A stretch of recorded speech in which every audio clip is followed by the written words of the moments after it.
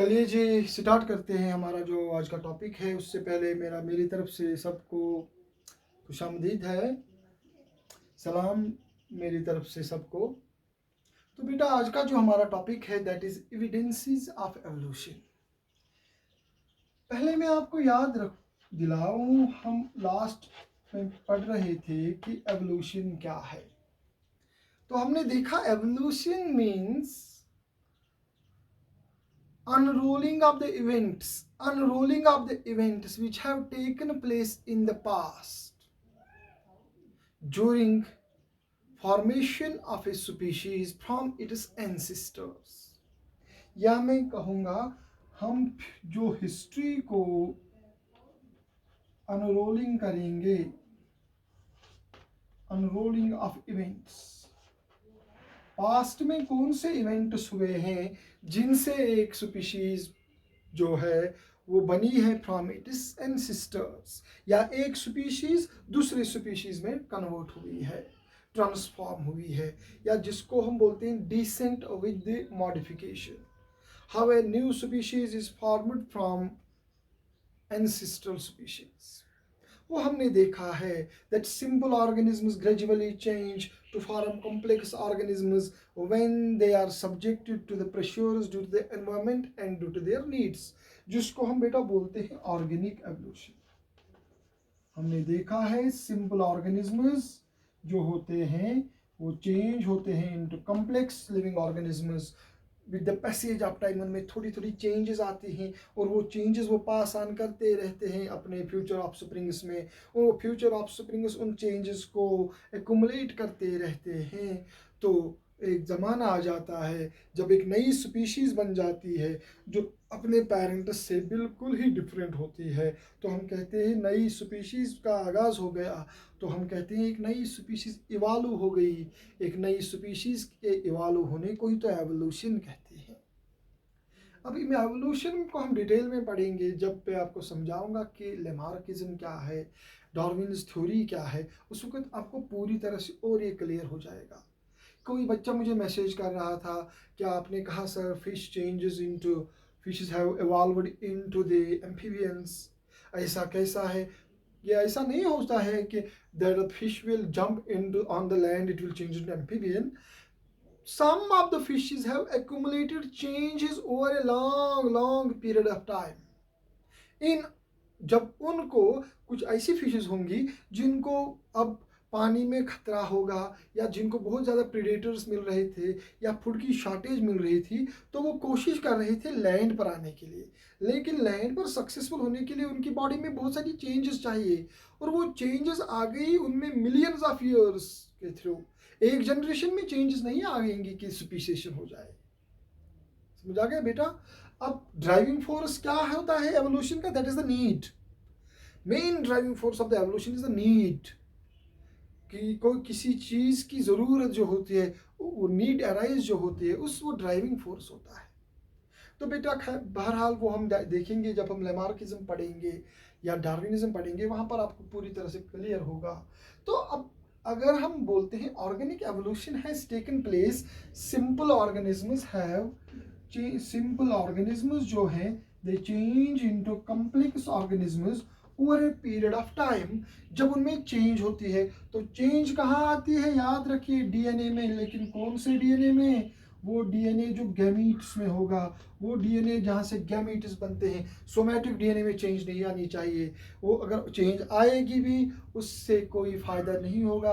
फ़ायदा तभी होगा, वेरिएशंस तभी आएंगी जब जर्म प्लाज्म में चेंजेस आएंगे। अब आप कहेंगे सर अगर हम कहते हैं that evolution has taken place, one group of animal has given rise to another group of animals. अगर हम कहते हैं कि सिंपल से example, fishes have evolved into amphibians and amphibians have evolved into the reptiles, reptiles have evolved into the birds and some of the reptiles have evolved into the mammals। ये तो हम बोलते हैं जब मैं वर्टिब्रेट्स की बात करता हूँ। इसी तरह से अगर आप इनवर्टिब्रेट्स की बात करेंगे, एनालिडा जो है they have given rise to Arthropoda, Annelida से जो है they have given rise to the Mollusca. इसी तरह से Platyhelminthes have given rise to the nemathelminths और एसिकहेल्मिन्थ्स। तो ये हम देखेंगे आगे, अब डिस्कस करेंगे। पहले तो हम बोलेंगे, अगर एक ग्रुप ऑफ ऑर्गेनिजम्स, एक स्पीशीज या एक पॉपुलेशन चेंज होती है इनटू न्यू स्टॉक, तो ऐसा तो ज़रूरी है कि वहाँ पर कोई एविडेंस तो होनी चाहिए। अगर हम आज कहते हैं मेसोपोटामियन सिविलाइजेशन, अगर हम आज बोलते हैं बेबीलोनियन कल्चर, अगर हम आज बोलते हैं हड़प्पा कल्चर, अगर हम आज बोलते हैं स्टोन एज के बारे में, हम कैसे बोलते हैं? When there are archaeological evidences, जब हमारे पास आर्कियोलॉजिकल एविडेंसेस होते हैं, आर्कियोलॉजिकल सर्वे जो होती है, वो ज़मीन को खोद देते हैं, वहाँ पर निकलते हैं, उनको पुराने ज़माने की कुछ चीज़ें निकलती हैं, कोई स्ट्रक्चर निकलता है, तो दैट इज़ द एविडेंस कि वहाँ पर एक सोसाइटी हुआ करती थी, एक कल्चर हुआ करता था। आर्कियोलॉजी से हमें बिल्कुल पता चलता है। इसी तरह से एवोल्यूशन में हमें कैसे पता चलता है कि एवोल्यूशन जो है, it is a step by step process. जब हमें कुछ इंटरमीडिएट फॉर्म्स मिलेंगे तो हम फॉसिल्स की मदद लेते हैं। Study of fossils, that is called पेलियोंटोलॉजी।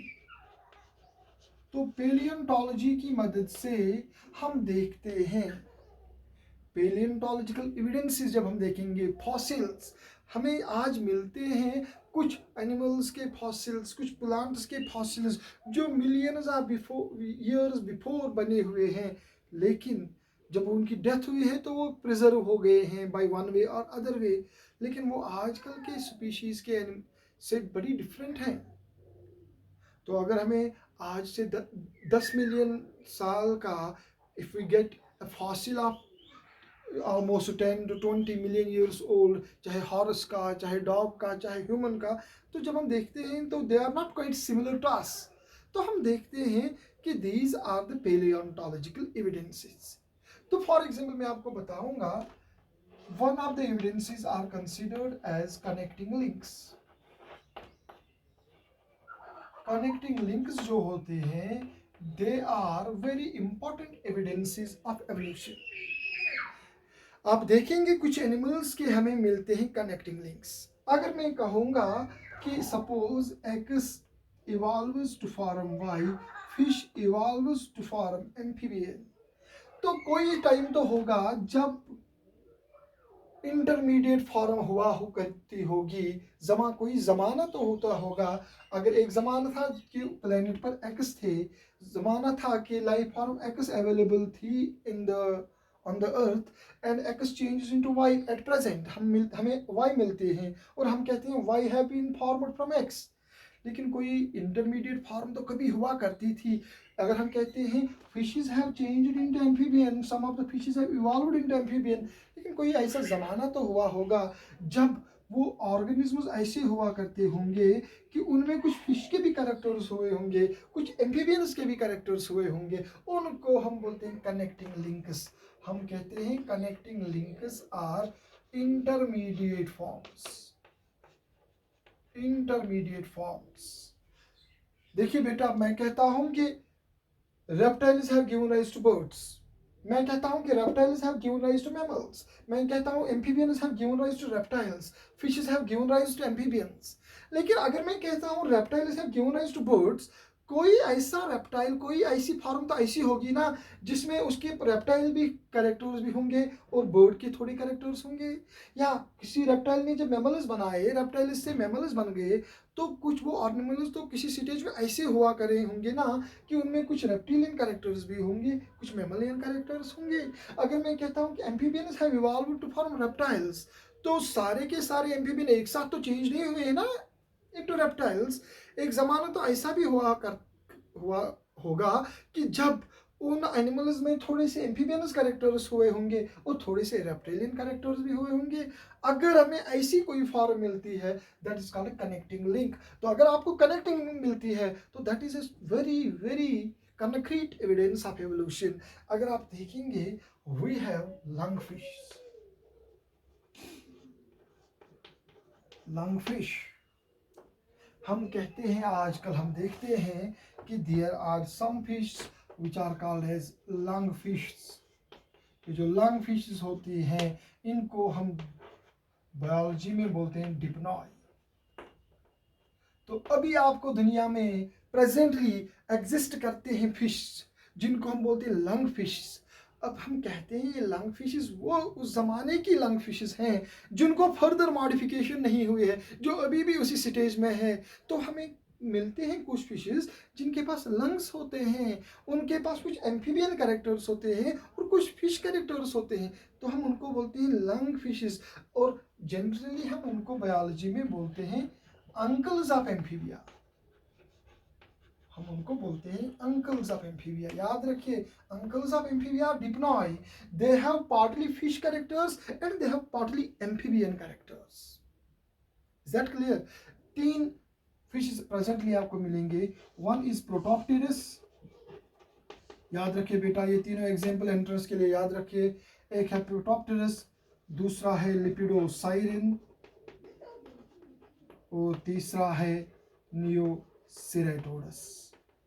ये 3 लंग फिशेस हैं। प्रोटॉप्टेरस अफ्रीकन में मिलती है, लिपिडोसाइरिन जो है ऑस्ट्रेलिया में मिलती है और नियोसेरेटोडस नॉर्थ अमेरिका में मिलती है। प्रोटॉप्टेरस अफ्रीका में मिलती है, लिपिडोसाइरिन ऑस्ट्रेलिया में मिलती है और नियोसेरेटोडस नॉर्थ अमेरिका में मिलती है। ये याद रखिए, these are the evidences of evolution, these are the connecting links. ये जो फिश हैं इनके पास पार्टली फिश कैरेक्टर्स हैं, पार्टली एम्फीबियन कैरेक्टर्स हैं। तो हम कहते हैं ये एवोल्यूशन का वो स्टेज है जब fishes have changed into the amphibians, और ये वो स्टॉक है जिनमें फर्दर मॉडिफिकेशन नहीं आई है, ये उसी कंडीशन में अभी भी है। Now they are surviving under those conditions. इनमें कोई चेंज नहीं आई है। बाकी जिनमें चेंज आई है वो चेंज हो गए हैं इनटू एम्फीबियंस। इसी तरह से मैं आपको कहूँगा, हमारे पास एक ऑर्गेनिज्म है दैट इज कॉल्ड सिमोरिया। सिमोरिया जो है, it has partly some characters of amphibians and it has partly some characters of reptiles. So we say it is a connecting link between amphibians and reptiles. Protopterus, Lepidosiren, Neoceratodus, जिनको हम बोलते हैं डिप्नॉय, they are connecting links between fishes and amphibians. अगर आप देखेंगे हमें मिलता है एक organism that is called Peripatus. It is a connecting link between Annelida and Arthropoda. Annelida जो आपने सुना होगा जिसमें अर्थोरियम आती है, एनालिडा और आर्थ्रो, इसमें एनालिडा के भी कैरेक्टर्स हैं, आर्थ्रोपोडा के भी कैरेक्टर्स हैं। तो हम कहते हैं बिल्कुल एनालिडा से ही बने हैं आर्थ्रोपोड्स।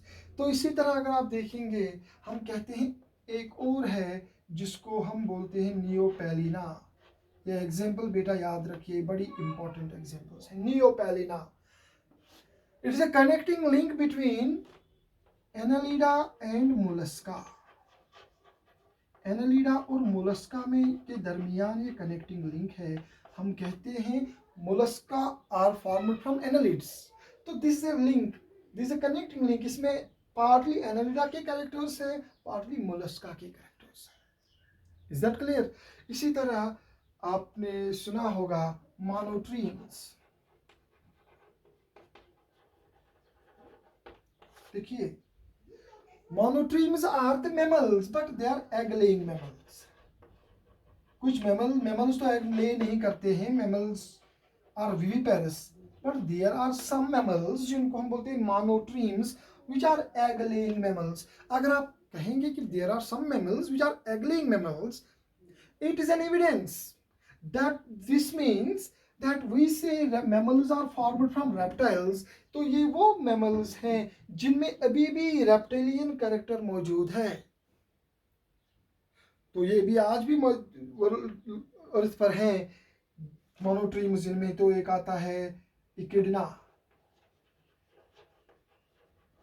और दूसरे को हम बोलते हैं टाइकीगोलोसस, जिसको आप बोलते हैं प्लेटिपस।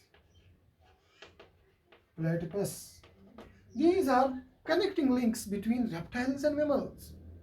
इसी तरह से एक और एग्जांपल मैं आपको देता हूं बेटा। आपने एक फॉसिल मिला था एक बार जिसको हम बोलते हैं आर्कियोप्टेरिक्स। एक फॉसिल मिला है, एक बर्ड है जिसका फॉसिल देखा गया था, लेकिन उसमें क्या थी, उसमें बर्ड्स की तरह बीक थी लेकिन स्नेक्स की तरह सिकेल्स थे। बीक थी, बीक किनकी कैरेक्टर है, बर्ड्स की, लेकिन स्केल्स किसकी तरह है? स्नेक्स की तरह, रेप्टाइल्स की तरह। इसके बोनस जो होते हैं, ये जो बोनस बेटा उसकी थी, वो बोनस थे स्पॉन्जी, लेकिन इसमें स्टर्नम जो थी वो नहीं होती थी। चेस्ट बोन स्नेक्स में, रेप्टाइल्स में स्टर्नम एब्सेंट होता है। तो ये बर्ड था लेकिन स्टर्नम एब्सेंट, तो वो रेप्टिलियन कैरेक्टर। तो इसमें कुछ कैरेक्टर्स ये क्या किसके थे? बर्ड्स के भी, और कुछ कैरेक्टर्स इन रेप्टाइल्स के। तो हम कहते हैं कि ये आर्कियोप्टेरिक्स जो है, it is an intermediate form in the evolution which is preserved as fossil. तो इसमें रेप्टिलियन कैरेक्टर्स भी हैं, बर्ड के कैरेक्टर भी हैं। तो हम कहते हैं birds are evolved from reptiles. तो हम तो बोलते हैं बर्ड्स आर ग्लोरिफाइड रेप्टाइल्स।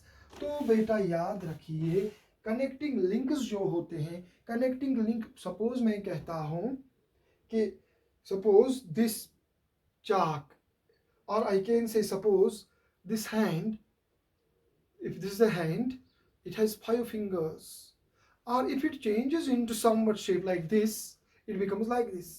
लेकिन ये जो है एक स्टेज है, दिस इज अनदर स्टेज। एक स्टेज में ये ऐसा है, लेकिन after millions of years you will see this has changed into like this. लेकिन अगर आप देखेंगे ये अचानक से तो ऐसा नहीं हुआ होगा। Evolution is a slow process, it would have changed slowly slowly slowly.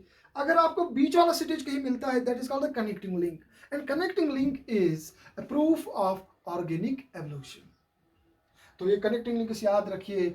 सिमोरिया is a connecting link between these amphibians and reptiles. Peripatus is a connecting link between annelids and arthropods. Neopelina is a connecting link between annelida and mollusca. Monotremes are connecting links between reptiles and the mammals.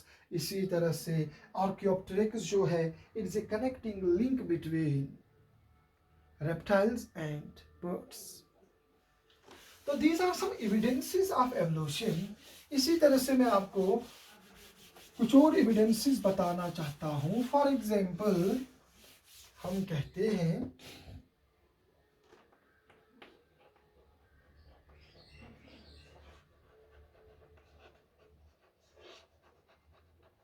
Homologous organs. So what are homologous organs? तो बेटा याद रखिए, homo means same, logy means structure. Homo means same, logy means structure. Homologous organs are those organs which have same structure but they have different functions. Those organs which have same structure but different functions. For example, अगर आप देखेंगे limb man की, आप अपनी टांग देखिए, एक इंसान की टांग देखिए, इसी तरह से चाहे फोर लिम्ब है, चलो मैं फोर लिम्ब की बात करूंगा। फोर लिम्ब मीन्स बाजू। इसी तरह से हॉर्स की फोर लिम्ब देखिए, इसी तरह से केमल की भी फोर लिम्ब देखिए, इसी तरह से आप क्या कहते हैं जिसको वेल की भी देखिए, वेल की फोर लिम्ब को हम बोलते हैं फ्लिपर। आप एक बर्ड की भी देखिए, चाहे आप अपना बाजू देखें, एक घोड़ी की टांग देखें, एक कैमल की टांग देखें, या वेल जो है, वेल का फ्लिपर, वेल्स और मैमल्स, उनके फिन्स नहीं होते हैं, फिन्स मछलियों के होते हैं, वेल इज ए मैमल। उसके आगे वाली जो फ्लिपर है उसको देखिए, या बर्ड की एक पंख देखिए, एक विंग देखिए, वो भी उसकी फोर लिम्ब है ना बेटा। तो अगर आप देखेंगे सब में स्ट्रक्चर एक जैसा है, हर जगह आपको मिलेगी ऐसी बोन, ऊपर से दिस, उसके बाद नीचे से आपको मिलेगी एक और बोन रेडियस, उसके बाद एक अल्ना, पहले ऊपर से मिलेगी ह्यूमरस, उसके बाद नीचे से एक और बोन रेडियस एंड अल्ना, उसके बाद आपको नीचे से मिलेंगे कार्पल्स, फिर मिलेंगे मेटाकार्पल्स, फिर मिलेंगे आपको जो बोन्स आपको अपनी बाजू में दिखेंगे, बिल्कुल एग्जैक्टली वही स्ट्रक्चर आपको घोड़े की टांग में भी मिलेंगे, वही बोन्स का अरेंजमेंट, वही स्ट्रक्चर वेल के फ्लिपर्स और बर्ड्स के विंग्स में दिखेंगे। तो ये एनिमल जो है, इनके ऑर्गन्स का different, when we see there are different animals belonging to different categories living in different conditions, अगर आप उनके बॉडी पार्ट्स के देखते हैं उनमें स्ट्रक्चर सेम होता है. For example the arm forelimb of man is specialised to perform one function. घोड़े की टांग एक काम करने में माहिर है, केमल की टांग दूसरा काम करने में माहिर है, वेल की जो फ्लिपर है ये माहिर है स्विमिंग में, बर्ड की विंग जो है ये माहिर है, ये स्पेशलाइज है इन द फ्लाइट. लेकिन स्ट्रक्चर सेम है, फंक्शन अलग अलग है. इसका मतलब क्या है? हमारी बाजू की स्ट्रक्चर क्यों एक बर्ड की बाजू की बर्ड की विंग से मिलता है, क्यों हम हमारी बाजू की स्ट्रक्चर एक वेल के फ्लिपर से मिलता है, क्यों ये घोड़े की टांग से मिलता है? It means that evolutionary there was a common ancestor.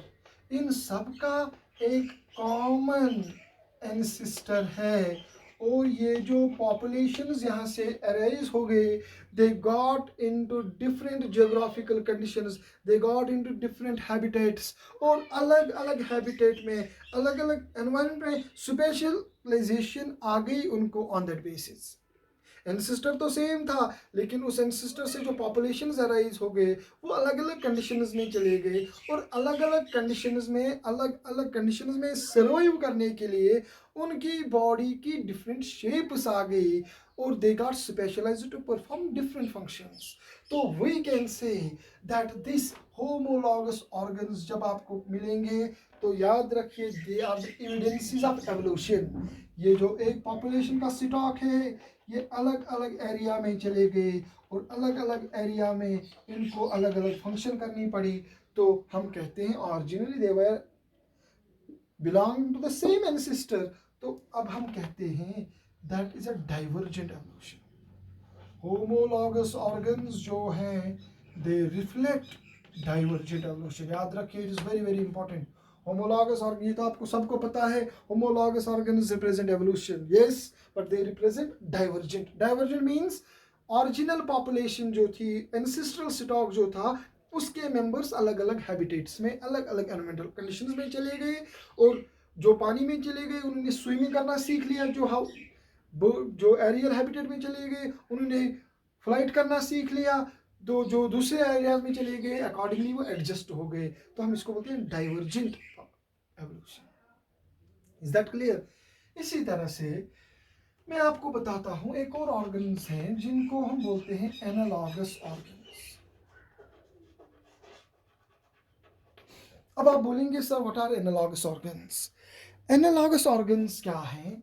Analogous organs are those organs which they are opposite to the homologous organs. They have different structure,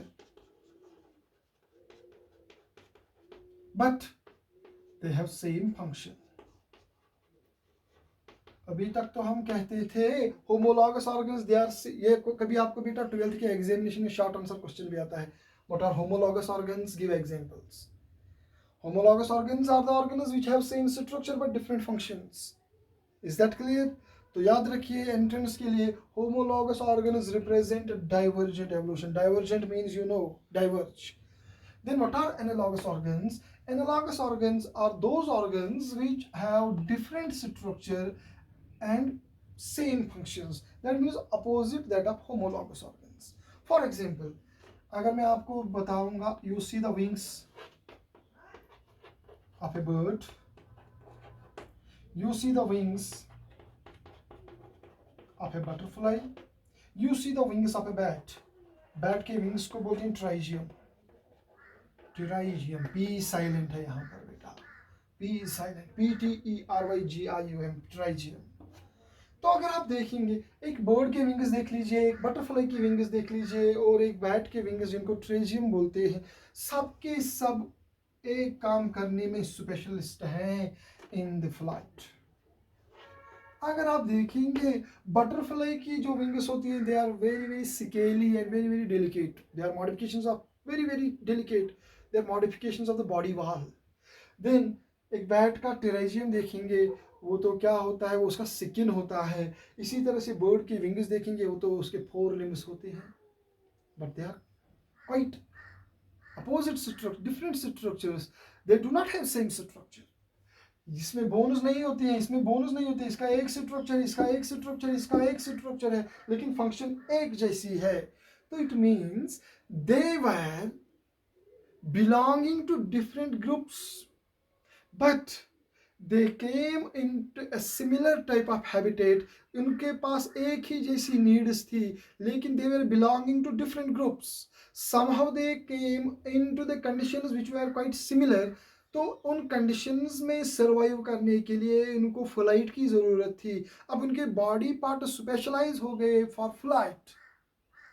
so we can say they also represent evolution, but which evolution? They represent convergent evolution. एक होता है divergent evolution, एक population के members अलग अलग directions में diverge होंगे। दूसरा होता है कन्वर्जेंट एवोल्यूशन, डिफरेंट पॉपुलेशंस के मेंबर्स जो हैं वो उनमें सिमिलर मॉडिफिकेशंस आ जाए और सिमिलर बॉडी स्ट्रक्चर उस फंक्शन के लिए बन जाए। That is a convergent evolution. So one is analogous organs, then second are what we can say homologous organs. इसी तरह से बेटा आप कह सकते हैं कि there are other evidences. For example, you can see there are some evidences like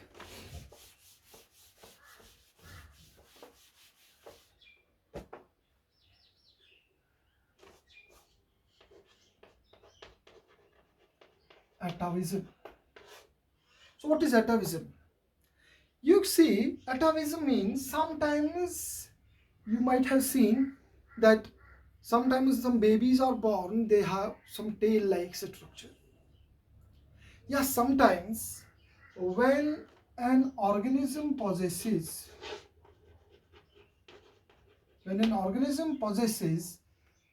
ancestral characters, कौन से ancestral? Evolutionary ancestral characters. जब किसी ऑर्गेनिज्म में एवोल्यूशनरी एंसेस्ट्रल कैरेक्टर्स पैदा हो जाए तो हम कहेंगे that is atavism. For example, कहीं कोई बच्चा पैदा होता है तो that is having a tail like structure, या कोई बच्चा पैदा होता है तो उसके बॉडी पर बहुत ज़्यादा जो होती है हेयर लाइक ग्रोथ होती है, जस्ट लाइक फर। तो actually these are the characters from our ancestors, evolutionary ancestors. Those genes are present in us, sometimes they get activated and we say that is atavism. So what is atavism? Atavism means when an organism shows some ancestral characters. तो एक organism में ancestral character आने का मतलब है, ancestral का मतलब नहीं है यहाँ पर parents, grand parents, grand parents. No, ancestors का मतलब है evolutionary characters, our ancestors which were living on this planet millions and millions of years before. इसी तरह से तो atavism जो है it is a remarkable evidence of evolution. इसी तरह से बेटा vestigial organs.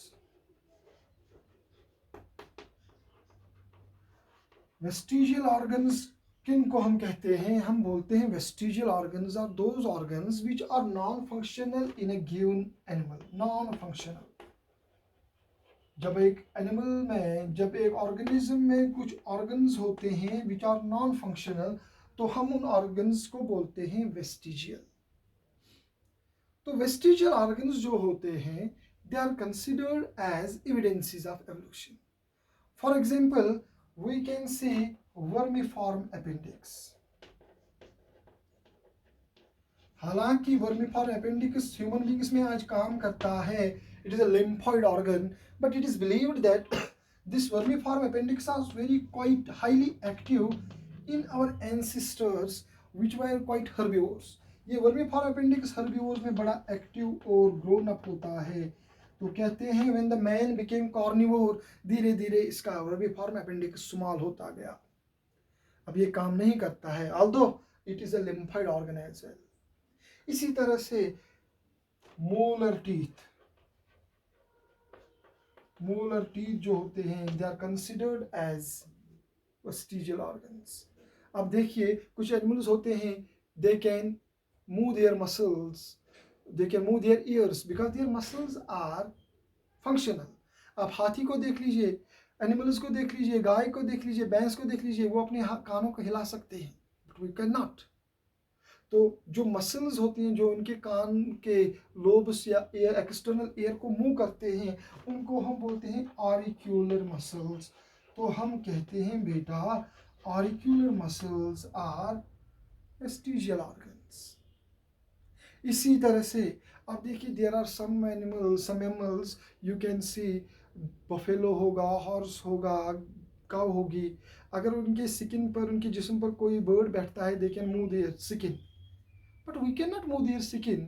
हमारे स्किन में जो स्किन के साथ जो अटैच्ड मसल्स थे, they are not no functional, but in our previous ancestors they are functional. हमारे we can not move our skin except in our forehead.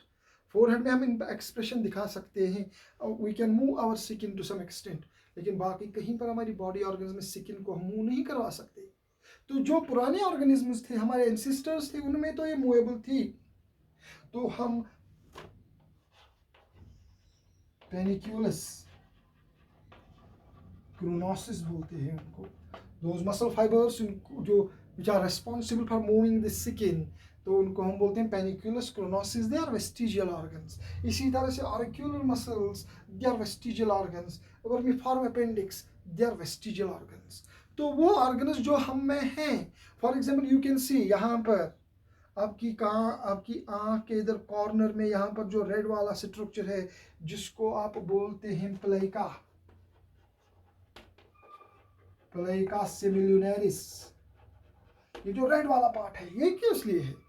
ये अगर आप देखेंगे रेप्टाइल्स को, बर्ड्स को, जब वो कभी रेस्ट पर होते हैं तो उनके आईबाल के ऊपर एक पर्दा जैसे आ जाता है, उस पर्दे को हम बोलते हैं न्यूक्लिएटिंग मेम्ब्रेन। तो देखा गया है ये जो प्लेका सेमिलुनरिस है, it is a vestige of the nictitating membrane. Plica semilunaris का भी कोई काम ही नहीं है, लेकिन बिलीव किया जाता है कि जो हमारे एंसेस्टर्स थे वहाँ पर ये काम करता था। जस्ट लाइक आप देखते हैं बर्ड्स में, रेप्टाइल्स में, उनको एक मेम्ब्रेन, एक शील्ड जैसे पूरे आईबाल पर फैल जाती है, जिसको आप बोलते हैं न्यूक्लिएटिंग मेम्ब्रेन। तो कहा जाता है this plica semilunaris is a remnant of the nictitating membrane. So these are some evidences जो हमें चिल्ला चिल्ला कर कहती हैं कि एवोल्यूशन हुआ है। Is that clear? इसी तरह से बेटा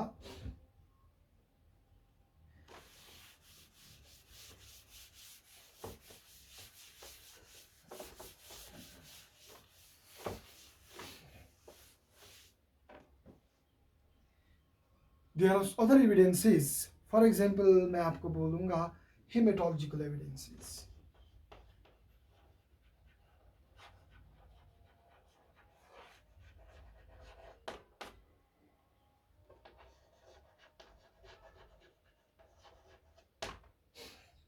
तो हेमेटोलॉजिकल एविडेंसेस क्या है? अगर आप देखिए ब्लड में देखिए, चाहे आप इनवर्टिब्रेट्स में देखिए, चाहे आप बर्ड्स में देखिए, रेप्टाइल्स में देखिए, मैमल्स में देखिए, आप देखें ब्लड में जो प्रोटीन्स हैं, those proteins are almost similar in all the groups of animals। सारे ग्रुप्स ऑफ एनिमल्स में ब्लड के प्रोटीन्स एक ही जैसे हैं। अगर आप देखेंगे एंजाइम्स,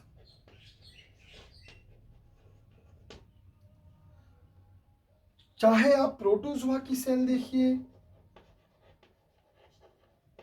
चाहे आप पोरिफेरा की सेल देख लीजिए, चाहे आप सीलेंट्रेटस की देखिए, चाहे वर्टिब्रेटस की सेल देखिए, सेल्स में जो बेसिक प्रोटोप्लाज्म है बेटा, protoplasm is same in all the animals, whether simple or complex। चाहे ऑर्गेनिज्म सिंपल हो, चाहे ऑर्गेनिज्म कॉम्प्लेक्स हो, सारे ऑर्गेनिजम्स में बेसिक प्रोटोप्लाज्म का जो कंपोजिशन है it is similar. Amino acids, fatty acids, proteins, that is composition of the protoplasm is similar। It tells us there must be a common ancestor as well। अगर आप देखेंगे सारे organism में जो enzymes हैं, these enzymes are made up of proteins. In all the organisms you will find that the genetic material is DNA with some exceptions. तो सारे organisms में आप देखिए, सारे एनिमल्स में जेनेटिक मटेरियल डीएनए है, तो इसका मतलब है there must be a common ancestor. अब देखिए एक एंजाइम है जिसको आप बोलेंगे ट्रिप्सिन। ये जो ट्रिप्सिन है आपको मैमल्स में भी मिलेगा, मैन में भी मिलेगा, रेप्टाइल्स में भी, बर्ड्स में भी, फिश में भी, एम्फीबियंस में भी, इनवर्टिब्रेट्स में भी, इवन प्रोटोजोआ में भी आपको ये एंजाइम मिलता है। तो हम इसको बोलते हैं universal enzyme. It means that this trypsin जो है, this trypsin has been conserved during the evolution. It has remained, its structure has remained conserved. तो अलग अलग के ग्रुप्स में आप देखिए ब्लड एक जैसा होता है with some exceptions. Proteins blood के एक जैसे होते हैं, ब्लड का कंपोजिशन एक जैसा होता है, एंजाइम्स एक जैसे होते हैं, प्रोटोप्लाज्म चाहे सिंपल ऑर्गेनिज्म हो, कॉम्प्लेक्स ऑर्गेनिज्म हो, प्रोटोप्लाज्म का कंपोजिशन एक जैसा होता है, एंजाइम्स सबके सब में एक जैसे होते हैं, सब में एंजाइम्स प्रोटीन्स के जैसे बने हैं, सारे एनिमल्स में जेनेटिक मटेरियल डीएनए है, सारे ऑर्गेनिजम्स में एंजाइम्स एक ही जैसे हैं। तो they tell us that there must be a common ancestor. तो कॉमन एंसेस्टर का होना ही उसी एंसेस्टर से अलग अलग लाइंस में डिफरेंट ऑर्गेनिजम्स पैदा हुए हैं, और जिसको हम बोलते हैं एवोल्यूशन, जिसको हम बोलते हैं organic evolution. Is that clear? इसी तरह से एक और चीज है जिसको हम बोलते हैं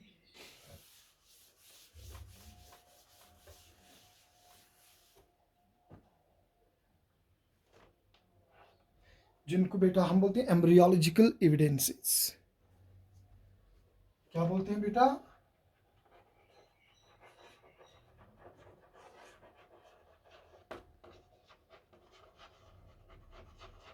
एम्ब्रियोलॉजिकल एविडेंसेस क्या है?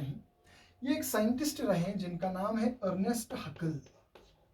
इन्होंने कहा, अरे भाई अगर आप देखेंगे, इन्होंने एक सेंटेंस बोला, ऑन्टोजेनी फॉलोज